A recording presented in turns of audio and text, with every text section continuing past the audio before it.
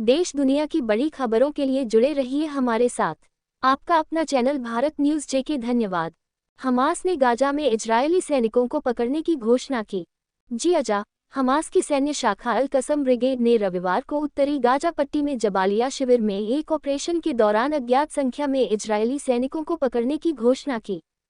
हमारे लड़ाके शनिवार दोपहर को उत्तरी गाजा पट्टी में एक जटिल ऑपरेशन को अंजाम देने में सक्षम थे, जहां उन्होंने जबालिया शिविर में सुरंगों में से एक में एक इजरायली सेना को लालच दिया, शून्य दूरी से उसके साथ संघर्ष किया और मारे गए, पकड़े गए और घायल हो गए इसके सभी सदस्य। अल कसम ब्रिगेड के प्रवक्ता अबू उबैदा ने एक बयान में कहा, गाजा में फिलिस्तीनियों की मौत का आंकड़ा बढ़कर 35,903 हो गया है।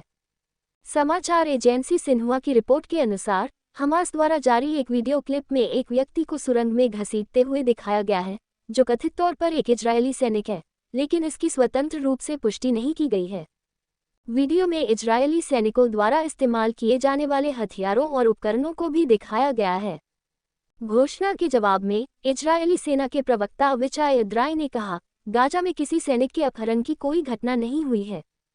हमास ने उत्तरी गाजा में लड़ाई में इजरायली सैनिकों को पकड़ने का दावा किया है। हमास का कहना है कि उसने उत्तरी गाजा में लड़ाई के दौरान इजरायली सैनिकों को पकड़ लिया है, लेकिन तेल अवीव इस दावे से इनकार करता है। हमास के एक प्रवक्ता ने कहा कि उसके लड़ाकों ने शनिवार को इजरायली सैनिकों की एक टुकड़ी को जबालिया में एक सुरंग में फुसलाया और उन पर घात लगाकर हमला किया। हमास की सशस्त्र शाखा अल कसम ब्रिगेड के प्रवक्ता अबू उबैदा ने रविवार सुबह अल जजीरा द्वारा प्रसारित एक रिकॉर्डेड संदेश में कहा, बल के सभी सदस्यों को मृत, घायल और पकड़े जाने के बाद लड़ाके पीछे हट गए। प्रवक्ता ने कोई सबूत नहीं दिया या यह नहीं बताया कि कितने सैनिकों का अपहरण किया गया। हमास द्वारा जारी एक वीडियो में खून से लथपथ एक व्यक्ति को सुरंग में जमीन पर घसीटते हुए और सैन्य थकान और राइफल की तस्वीरें दिखाई गई हैं। वीडियो की प्रामाणिकता या व्यक्ति की पहचान की तुरंत पुष्टि नहीं की जा सकी। इजरायली सेना ने हमास के दावे का खंडन किया। सेना ने एक बयान में कहा, आईडीएफ स्पष्ट करता है कि ऐसी कोई घटना नहीं है जिसमें किसी सैनिक का अपहरण किया गया हो। इजरायली सेना ने पहले उत्तरी गाजा में हमास कमांड नेटवर्क को पूरी तरह से नष्ट करने का दावा किया था। युद्धविराम वार्ता फिर से शुरू होने की खबरें आने के कुछ ही घंटों बाद हमास ने इजरायली सैनिकों को पकड़ने की घोषणा की। रॉयटर्स ने एक गुमनाम सूत्र के हवाले से बताया कि इजरायल की मोसाद जासूसी एजेंसी के प्रमुख की सीआईए प्रमुख और कतर के प्रधानमंत्री से मुलाकात के बाद अगले हफ्ते किसी समय बातचीत होगी।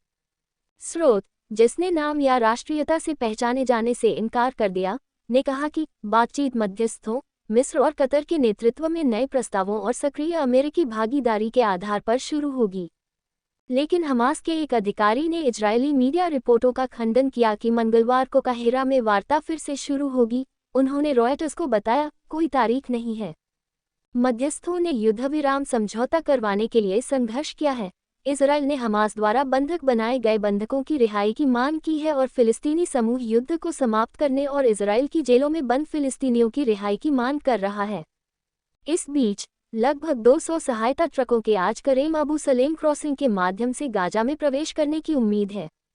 गाजा के लिए खाद्य सहायता गर्मी की गर्मी में सड़ रही है क्योंकि इजरायली सेना ने लगातार तीसरे सप्ताह मिस्र के साथ राफा सीमा को बंद रखा है, जिससे फिलिस्तीनी क्षेत्र में भूख का संकट गहरा गया है।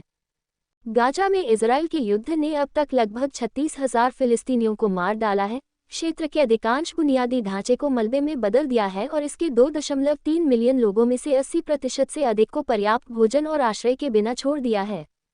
एजेंसियों द्वारा अतिरिक्त रिपोर्टिंग, इजरायली बंधकों की वापसी की मांग कर रहे प्रदर्शनकारियों और पुलिस के बीच झड़प। तेल अवीव में इजरायली पुलिस और प्रदर्शनकारियों के बीच झड़प तब हुई जब हजारों लोग सरकार के खिलाफ प्रदर्शन करने और गाजा में हमास द्वारा बंधक बनाए गए बंधकों को वापस लाने की मांग करने के लिए एकत्र हुए।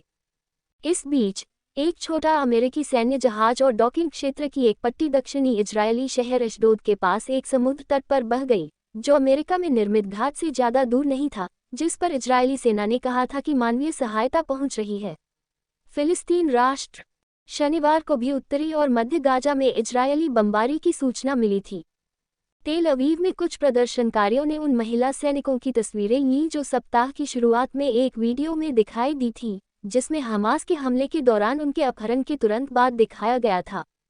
7 अक्टूबर को इजरायल के बीच युद्ध शुरू हुआ। इजराइल पर 7 अक्टूबर को इजराइल और हमास के बीच युद्ध शुरू हुआ।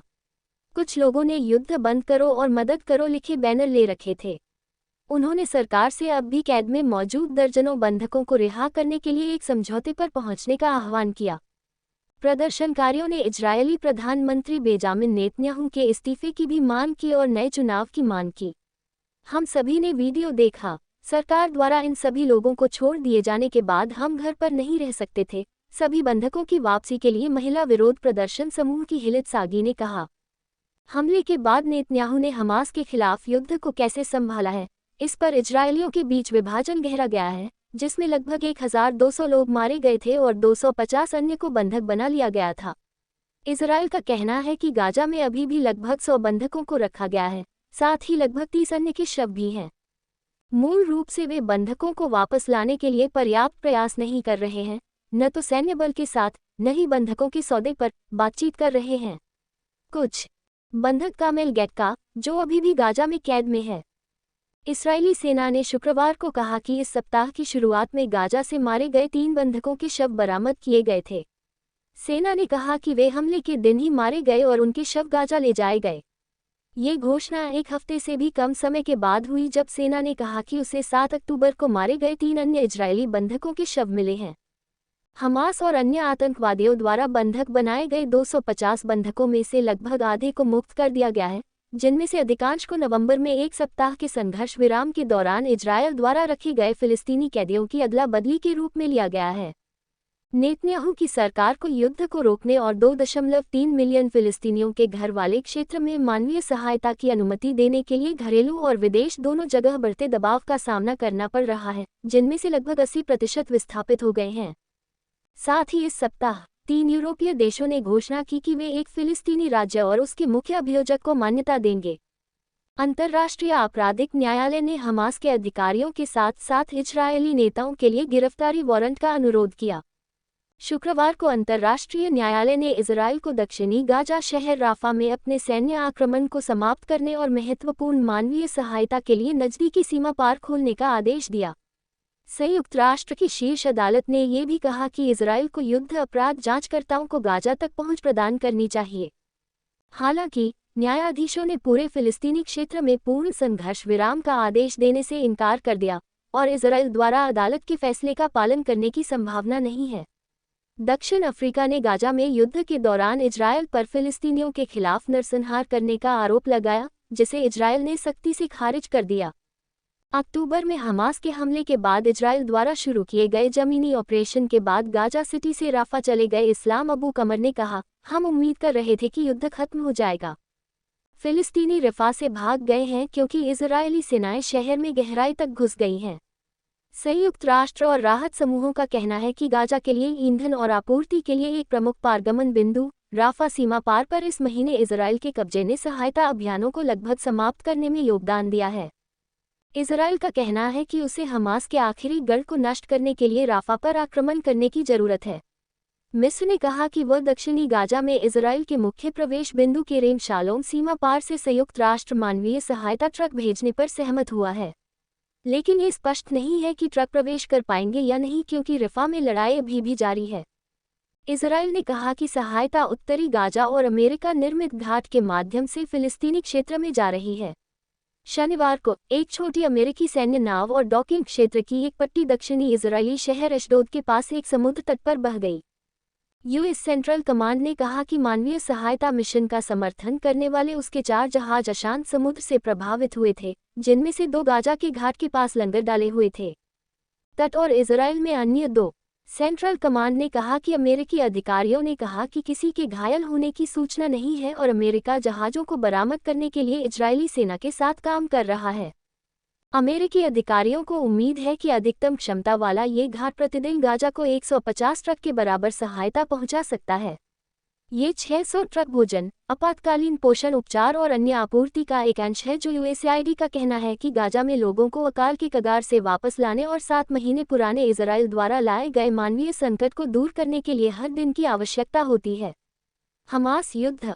उत्तरी और मध्य गाजा पर हमले की खबरों के साथ शनिवार को भी एन्क्लेव में इजरायली बमबारी जारी रही।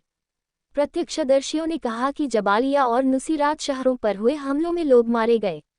स्वास्थ्य मंत्रालय के अनुसार युद्ध में 35,000 से अधिक फिलिस्तीनी मारे गए हैं, जो लड़ाकों और नागरिकों के बीच अंतर नहीं करता है।